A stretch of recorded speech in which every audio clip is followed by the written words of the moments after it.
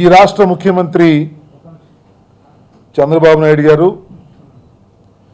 మంత్రివర్గ సభ్యులు,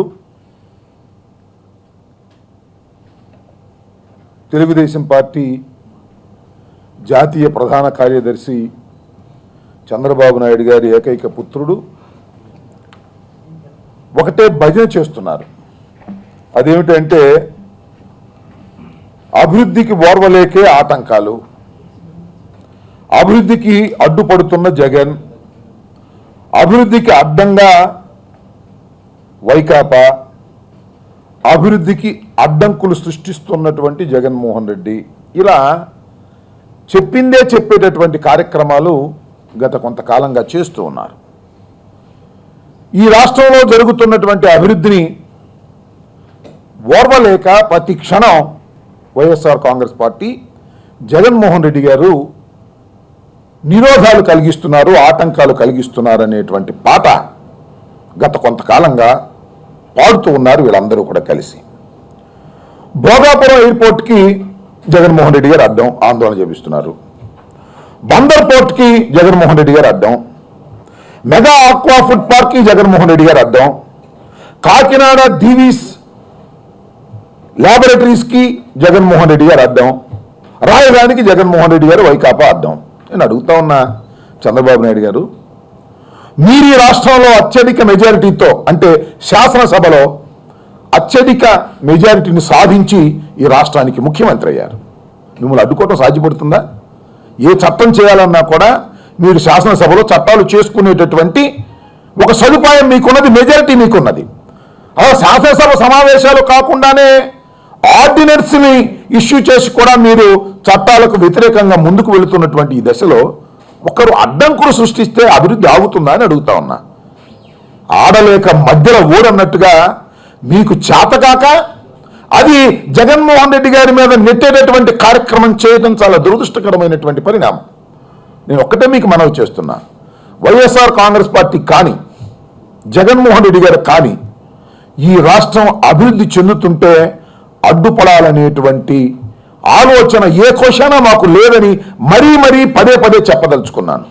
మేము అడ్డపడదలుచుకున్నదల్లా మీ అవినీతికి, మీ అన్యాయానికి, మీ అక్రమానికి, అభివృద్ధి ముసుగులో మీరు మీ పుత్రుడు చేస్తున్నటువంటి అన్యాయాలను ఎదుర్కోవాలనేటువంటి తాపత్రయం మేము పడుతున్నాం తప్ప మరొకటి కాదని మనం చేస్తున్నాం. మీకు ఒకే ఒక ఉదాహరణ చెప్తాను. బందర్ పోర్టుని ఆ రోజున రాజశేఖర రెడ్డి గారు బందర్ పోర్టు ప్రారంభించడానికి సిద్ధపడిన రోజున రాజశేఖర రెడ్డి గారు 5,000 ఎకరాల్లో బందర్ పోర్టును నిర్మాణం చేయాలని నిర్ణయించుకున్నారు. ఆ రోజు ముఖ్యమంత్రిగా ఉన్నప్పుడు కాంగ్రెస్ పార్టీ అధికారంలో ఉన్నప్పుడు మంత్రివర్గం నిర్ణయించింది. ఆ రోజున ఇదే చంద్రబాబు నాయుడు గారు ఏమన్నారు? ఎందుకు 5,000 ఎకరాలు, 1,200 ఎకరాలు చాలు అని చెప్పారు ఆ పెద్ద మనిషి గారు. నేను అడుగుతా ఉన్నా చంద్రబాబు నాయుడు గారు, ఆ 12,000 మీద మీరు నిలబడకపోయినా రాజశేఖర రెడ్డి గారు చెప్పినటువంటి 5,000 మీద కూడా నిలబడుకోకుండా ఇవాళ 33,000 ఎకరాలు బందర్ పోర్టుకు తీసుకోవడంలో మీ ఉద్దేశం ఏమిటి అని అడుగుతా ఉన్నా. ఇది తప్పు కదా? ఏదో సామెత చెప్తారు, కన్యాశుల్కంలో మధురవాణి గారు ఒక మాట మాట్లాడారు. మీరు చేస్తే లౌక్యం, మేము చేస్తే మోసం. అంటే మీరు 1,200 కాదు, మేము అధికారంలో 1,200తో చేయమని మేము చెప్పాము మీరు అధికారంలో ఉన్నప్పుడు, ఇప్పుడు మేము 33,000తో చేస్తున్నాము, ఇది మాది గొప్ప విషయం అని అంటున్నారే, ఏమన్నా అర్థం ఉన్నదా అంటున్నా. మీరు నిజంగా చిత్తశుద్ధి ఉంటే ఆ రోజు రాజశేఖర రెడ్డి గారు బందర్ పోర్టు గురించి 5,000 ఎకరాలు సేకరణ చేయాలని నిర్ణయించిన రోజున చంద్రబాబు నాయుడు గారు 12,000 చాలు అని చెప్పినటువంటి చంద్రబాబు నాయుడు గారు మీరు అధికారంలోకి వస్తే 12,000, 33,000 ఎకరాలు ఎలా అయింది? 12,000కే ఎందుకు, 1,200కే ఎందుకు మీరు పరిమితం కాలేకపోతున్నారు? ఇలాంటి మోసపూరితమైనటువంటి మాటలని ప్రజల మధ్యకు తీసుకువెళ్ళడం కోసం వైఎస్ఆర్ కాంగ్రెస్ పార్టీ నిరంతరం పనిచేస్తున్నది. ఈ నిరంతరం పనిచేసే కార్యక్రమాన్ని చూసి అభివృద్ధికి వ్యతిరేకం, జగన్మోహన్ రెడ్డి గారు అభివృద్ధికి వ్యతిరేకంగా మాట్లాడుతున్నారు. అసలు అభివృద్ధికి వ్యతిరేకంగా ఉండవలసినటువంటి అవసరం ప్రజాస్వామ్యంలో ఏ ప్రతిపక్షానికి ఉండకూడదు కూడా. కాకపోతే ప్రధాన ప్రతిపక్షంగా మా బాధ్యతను నిర్వహించడం కోసం మా శాయశక్తులా ప్రయత్నం చేస్తున్నాం. ప్రత్యేక హోదా గురించి మాట్లాడుతున్నాం, ప్రత్యేకంగా జరుగుతున్నటువంటి అన్యాయాల గురించి మేము మాట్లాడుతున్నాం. ఇవన్నీ మాట్లాడుతుంటే మేము అభివృద్ధికి వ్యతిరేకం అనేటువంటి మాట మాట్లాడి రేపో మాపో అంటే ఇంకా 2.5 సంవత్సరాలు దగ్గర పడ్డాయి కదా, మీరు అభివృద్ధి చేసే పరిస్థితుల్లో మీరు లేరు. మీరు, మీ మంత్రివర్గ సభ్యులు, మీ కుటుంబ సభ్యులు అందరూ కూడా అవినీతికి పాల్పడుతూ ఉన్నారు. వేల కోట్ల రూపాయలు సంపాదించే కార్యక్రమంలో ఉన్నారు తప్ప అభివృద్ధి ముసుగులు ఇదంతా చేస్తున్నారు. అభివృద్ధి జరగకపోతే రేపు ఎన్నికల్లో జగన్మోహన్ రెడ్డి గారు అభివృద్ధికి అడ్డం పడ్డారు అని చెప్పేందుకు పునాదులు వేసుకోవడానికి మాత్రమే ఈ మాటలు మాట్లాడుతున్నారనేది చాలా స్పష్టంగా అర్థమైపోతున్నది. దీన్ని మీరు ప్రత్యేకంగా చెప్పవలసిన అవసరం లేదు. సరే, ఇవాళ ఎక్కడో మన మచిలీపట్నంలోనే జన చైతన్య యాత్ర జరుగుతూ ఉన్న సందర్భంలో మరి చంద్రబాబు నాయుడు గారి కుమారుడైనటువంటి లోకేష్ బాబు గారు టీడీపీ జాతీయ కార్యదర్శి గారు మాట్లాడుతూ కొన్ని వ్యాఖ్యలు చేశారు. ఇవే వ్యాఖ్యలు మళ్ళా చేశారు.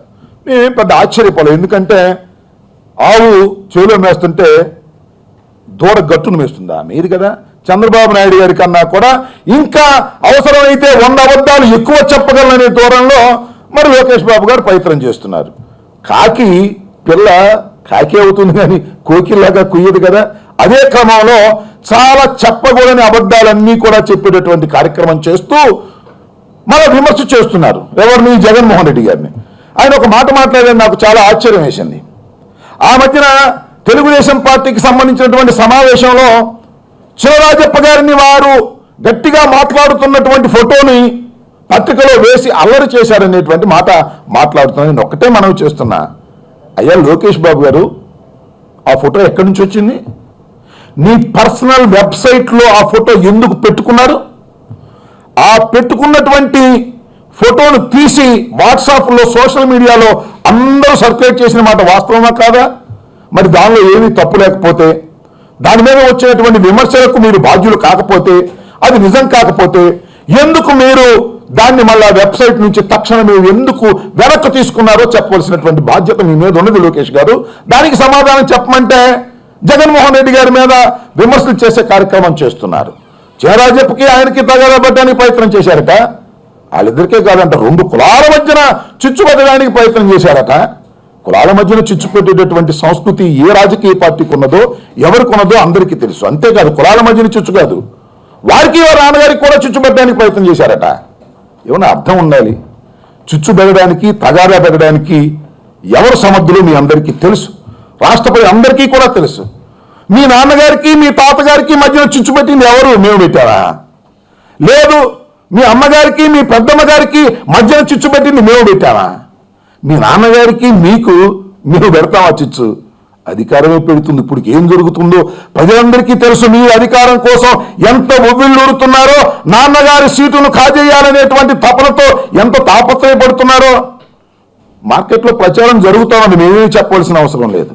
చిచ్చులు పెట్టేది మీరు, కుటుంబాలను సర్వనాశనం చేసేది మీరు, బంధువుల్లో చిచ్చులు పెట్టి అధికారం కోసం తాపత్రయపడేది చంద్రబాబు వారు, నారా వంశస్థులు తప్ప మరొకరు కాదని మనవి చేస్తున్నాం. మీ మధ్యన చిచ్చులు పెట్టవలసినటువంటి పరిస్థితి వైఎస్ఆర్ కాంగ్రెస్ పార్టీకి కానీ, జగన్మోహన్ రెడ్డి గారికి కానీ ఎప్పుడు రాదు, రాబోదని కూడా మనవి చేస్తున్నా. చిచ్చులు పెట్టేటటువంటి సంస్కృతి మీకు తప్ప మరెవరికి లేదు. ఇది ఎదుటి వాళ్ళ మీద చేసేటటువంటి ప్రయత్నం దయచేసి చేయవద్దు. పిచ్చి మాటలు మాట్లాడేటువంటి ప్రయత్నం చేయవద్దు. మీరు ఇంతకు ముందు చాలా పిచ్చి మాటలు మాట్లాడారు. నా అన్ని చెబితే ఆశ్చర్యంగా ఉంటుంది. మీకు ఒక స్థాయి లేదు, ఒక స్థాయి లేనటువంటి నాయకులు.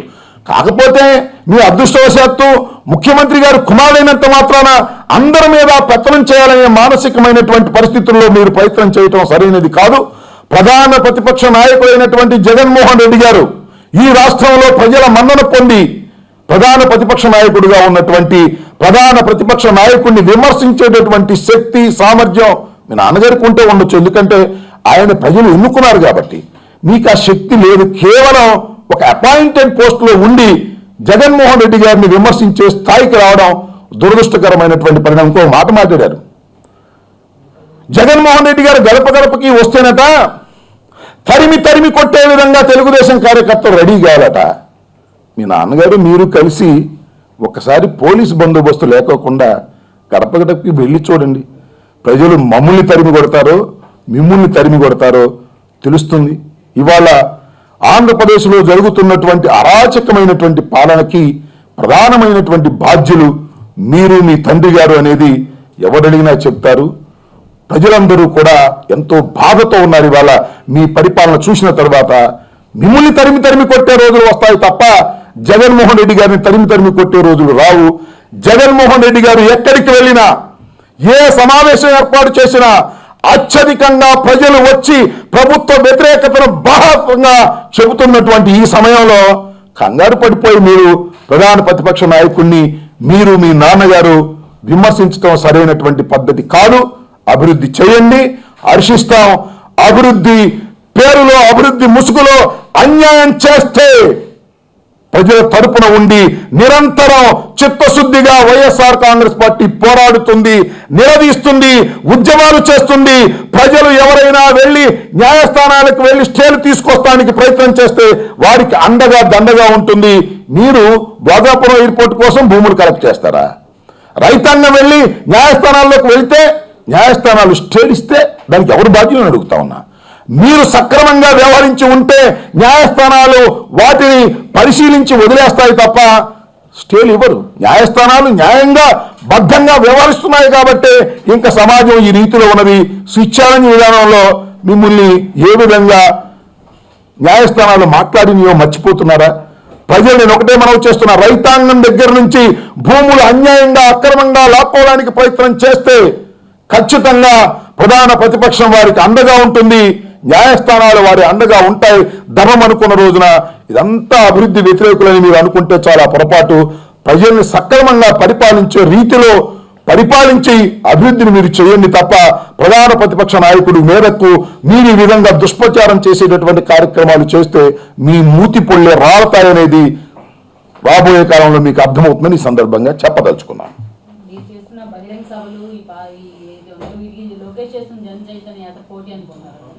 లోకేష్ చేసే జన చైతన్య యాత్రలు మాకేం పోటీ? చంద్రబాబు నాయుడు గారు చేసే జన చైతన్య యాత్రలే మాకు పోటీ కాదు. ఎందుకంటే ప్రజల మన్నన రోజు రోజుకి కోల్పోతున్నది తెలుగుదేశం పార్టీ, ప్రజల మన్నన రోజు రోజుకి పెరుగుతున్నది వైఎస్ఆర్ కాంగ్రెస్ పార్టీకి. ఈ 2.5 సంవత్సరాల కాలంలో చంద్రబాబు నాయుడు గారు చేసినటువంటి దుష్ట పరిపాలనకు వ్యతిరేకంగా ప్రజలు పోరాటాలకు సిద్ధపడుతున్నటువంటి దశ. దినదిన ప్రవర్ధమానంగా జగన్మోహన్ రెడ్డి గారికి ఆదరణ పెరుగుతున్నది. ఎందుకు చంద్రబాబు నాయుడు గారిని ఎన్నుకున్నామని తెలుగుదేశం నాయకులు కార్యకర్తలు తలలు పగలగొట్టుకుంటున్నారు. మీరు చూశారు, మెగా ఆక్వా ఫుడ్ పార్క్ లో భీమవరం తుందూరులో ఎవరండి ముందు మాట్లాడింది? వైఎస్ఆర్ కాంగ్రెస్ పార్టీ వల్ల ప్రజల కాదే, తెలుగుదేశానికి సంబంధించినటువంటి ఎంపీటీసీ మెంబర్లు, ఎమ్మెల్యేలే ముందు ఇది తప్పు అని అన్నారు. ఇక్కడ కాలుష్యం అవుతుంది, ఈ గ్రామాలు నష్టపోతాయని మీరే కదా మాట్లాడింది. మేము మాట్లాడించామా? ఇది అభివృద్ధి నిరోధకులా? ఎవరు అభివృద్ధి నిరోధకులు? ఆడలేక మధ్యలో ఓడనట్టుగా, నడవలేక దారి వంకర అన్నట్టుగా మీకు శక్తి సామర్థ్యం లేకోకుండా జగన్మోహన్ రెడ్డి గారి మీద, వైఎస్ఆర్ కాంగ్రెస్ పార్టీ మీద మీరు రుద్దాలని ప్రయత్నం చేస్తే ప్రజలు చూస్తూ ఊరుకోరు. ప్రజలంతా గమనిస్తూనే ఉన్నారనే విషయాన్ని దయచేసి తెలుగుదేశం పార్టీ, చంద్రబాబు నాయుడు గారు, లోకేష్ గారు గమనించాలని మనవి చేస్తాం. ఇంకా చూద్దామండి, ప్రత్యేక హోదా గురించి మరి ఆయన ఏం మాట్లాడతారో చూద్దాం. ఇంతకుముందు కాకినాడ బహిరంగ సభలో కూడా కొన్ని విషయాలు ఆయన మాట్లాడారు, కొన్ని విషయాలు మాట్లాడలేదు.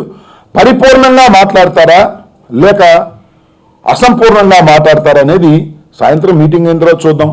ప్రత్యేక హోదా కోసమే ఆయన నిలబడి ఉన్నారా లేక ప్రత్యేక ప్యాకేజీ వైపు ఏమన్నా మొగ్గి ఉన్నారా? ఇవన్నీ కూడా స్పష్టత రావాల్సింది ఈరోజు సమావేశంలో వస్తుందని నేను అనుకుంటున్నాను. ఆ సమావేశంలో ఆయన మాట్లాడిన తీరు తర్వాత దాని మీద కామెంట్ చేయడం బాగుంటుంది తప్ప ఆయన ఏం మాట్లాడతాడో ఊహించి మనం కామెంట్ చేయడం సమంజసం కాదని నా అభిప్రాయం.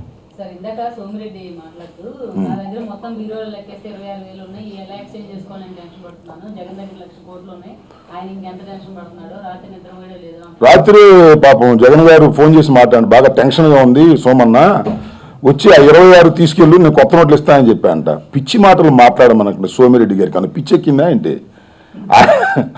ఆయన బ్యాగులో 26 ఉంటే ఈయన బ్యాగులో 26 కోట్లు ఉన్నాయా? చూశాడా? ఇలా స్థాయి తక్కువ మాటలు ఎందుకు మాట్లాడతాడు? ఆయన అంతకుముందు మంత్రిగా కూడా చేసినట్టున్నారు. ఎందుకంత చీప్గా మాట్లాడుతున్నారో నాకు అర్థం కాల. అంటే లోకేష్ ట్రైనింగ్లో ఆయన అంత చీప్గా తయారైపోయాడో నాకు అర్థం కాల. ఏమిటది? 26 నోట్లు ఆయన బ్యాగులో ఉన్నాయంట, జగన్మోహన్ రెడ్డి గారి దగ్గర 1,00,000 కోట్లు ఉన్నాయంట. ఈయన టెన్షన్ పడిపోతున్నాడంట. ఈయన వచ్చి చూశా అంట, రాత్రి ఫోన్ చేసి మాట్లాడమను. సోమిరెడ్డి గారికి కొద్దిగా చాపల్యం వచ్చిందో లేక స్థాయి తక్కువగా మాట్లాడుతున్నారో పిచ్చిగా మాట్లాడుతున్నారో నాకు అర్థం కాల. నేను ఒకటే మనవి చేస్తున్నా, ఇవాళ 2,000 రూపాయలు రిలీజ్ చేశారు, 1,000 రూపాయలు 500 రూపాయలు నోట్లు రద్దు చేశారు. ఎందుకు రద్దు చేశారా అని అడిగితే కేంద్ర ప్రభుత్వం బ్లాక్ మనీని బయటకు తీసుకురావడం కోసం రద్దు చేశామని వారు చెబుతున్నారు. ఇక్కడ తెలుగుదేశం వారు ఎందుకు రద్దు చేశారంటే బ్లాక్ మనీని బయటకు తీసుకురావాలంటే ఈ ఒక్కటే మార్గమని చంద్రబాబు నాయుడు గారు చెప్పారు. చెప్పిన తర్వాత మోడీ గారు దీన్ని ఆమోదించారు. ఇది చంద్రబాబు నాయుడు గారి బుర్రలో పుట్టినటువంటి మాట. అందువల్ల మోడీ గారు దీన్ని అమలు చేశారని వీళ్ళు చెప్పుకుంటారు. మోడీ గారు మాకు చంద్రబాబు నాయుడు గారు చెప్పారండి, అందువల్ల మేము చేసామని ఎక్కడ ఒక మాట కూడా మాట్లాడాల. అదొక సామెత ఉంటుంది, మాకు చిన్నప్పటి నుంచి వింటుంటాం, మంత్రాలకు చింతకాయలు రాలవట. కానీ చింతకాయలు రాలే సమయానికి మంత్రాలు చదవటం నేర్చుకోగలిగితే బాగుంటుందట. అందువల్ల చంద్రబాబు నాయుడు గారు ఎక్కడో లీక్ పెట్టారు, ఆ చింతకాయలు రావుతాయని తెలుసుకున్నారు. అందువల్ల ముందు 15 రోజుల నుంచి మంత్రం మొదలెట్టారు.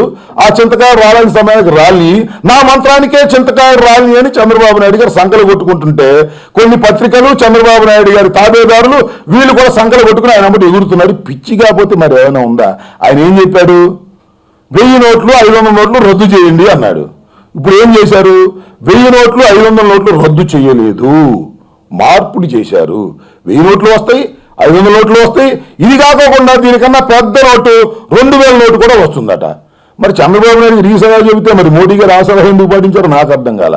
అయితే ఒక చిత్రమైనటువంటి పరిస్థితి పాపం చంద్రబాబు నాయుడు గారి బుర్రలో ఉంది. ఈ దేశంలో ఏం జరిగినా నేను చెప్పబట్టి జరిగింది. ట్రంప్ గెలిచాడు, మనమే గెలిపించాం ట్రంప్.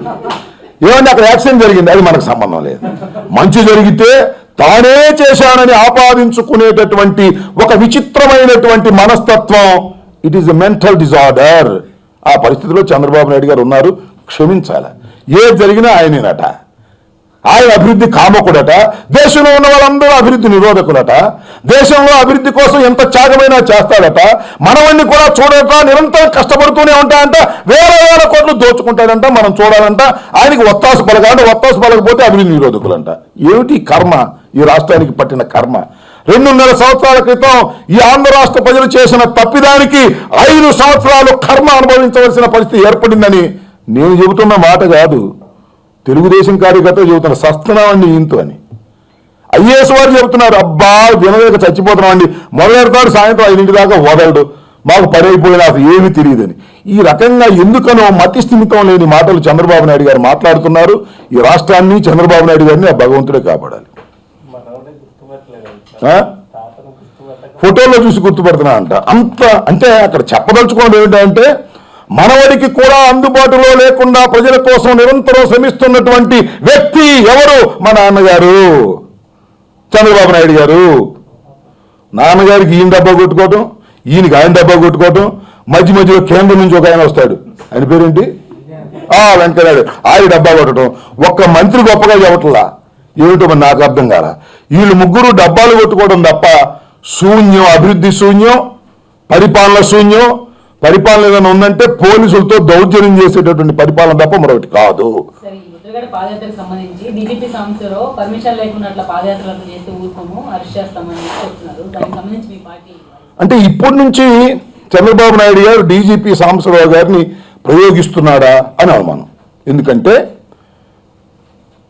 ముదగడ పద్మనాభం గారి పాదయాత్ర జరగకోకుండా ఉండేందుకు ఇప్పుడు నుంచి ఒక పద రచన జరుగుతున్నదేమోనని నాకు అనుమానం కలుగుతా ఉన్నది.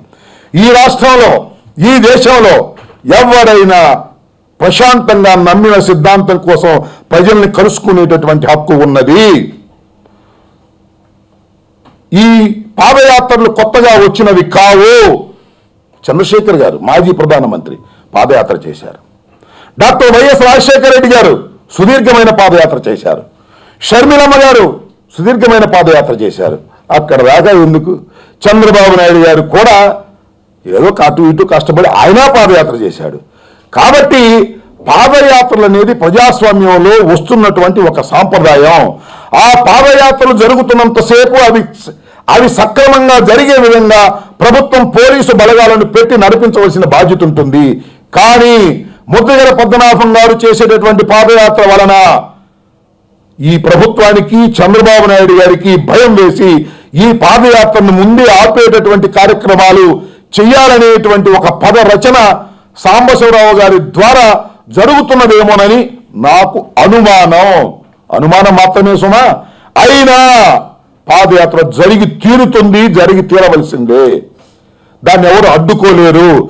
అడ్డుకుంటే ఈ ప్రభుత్వం పోలీస్ డిపార్ట్మెంట్ నష్టపోతుందని కూడా ఈ సందర్భంగా హెచ్చరించదలుచుకున్నాను.